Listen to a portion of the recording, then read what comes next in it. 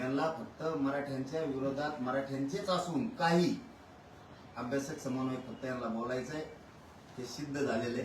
त्यामुळं आता इथून पुढं किमान त्यांना आता मराठ्यांच्या प्रश्नाविषयी बोलता येणार नाही, कारण त्यांची एकनिष्ठता पक्षाची एकच समाजाची आहे की हे आता मराठा समाज समोर उघड झाले. मराठी सरळ म्हणणारे दादा, तुम्हाला बोलवलं होतं आले नाही, जे आले त्यांना जे विचारलं त्याची उत्तरं का नाही दिली,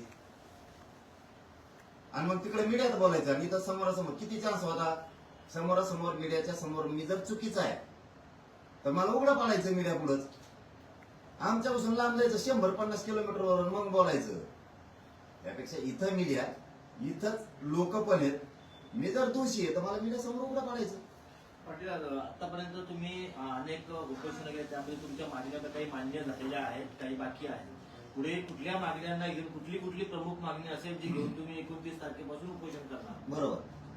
58 लाख नोंदी ज्या मिळाल्या त्या 58 लाख नोंदीचे मला प्रमाणपत्र पाहिजे. आणि 58 लाख नोंदीचा डाटा मी 1 वर्षापासून मागतोय. सरकारला त्या नोंदी कमी करायच्या जाणून बुजून 58 लाखाच्या, त्याला 58 लाख प्रमाणपत्र मराठीला द्यायचे नाहीये. नोंदी कमी करायच्या म्हणायचे फक्त एवढ्या सापडल्या, ते मी होऊ देणार नाही. वेळ आली तर मराठी आम्ही सरकार पाडीना. जर 58 लाख नोंदीतले एक बी नोंदी कमी केल्या, मी हे खूप तळतळीने सांगतो. एकतर बावनकुळेनी इतका तळतळाट घेतलाय मराठ्यांचा शिरसाट्याने, त्यांनी गोरगरिबाचं वाटोळ करून त्याच्यात ते घुमरे बी याचिका करायला लावितो, कुठं नाटकं करायला लावितो, कुठं ते म्हणजे अनेक प्रकार करून घेतो. आता यायला लागले फोटो होती त्याची बी, कसं कसं करून घेतोय, कसा घरी जातो, कसं सांगतो, ते बी यायला लागले त्याचं आता बाहेर.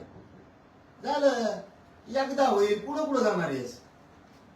म्हणून मला 58 लाख नोंदीचे कुणबी प्रमाणपत्र पाहिजेत, हे सरकारनं पहिल्यांदा समजून घ्या. आणखीनही दुरावा दुही निर्माण होऊ देऊ नका.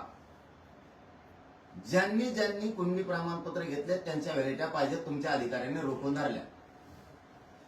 हा माझ्या अचानक एक आता ध्यानात आलं, या 4-3 दिवसात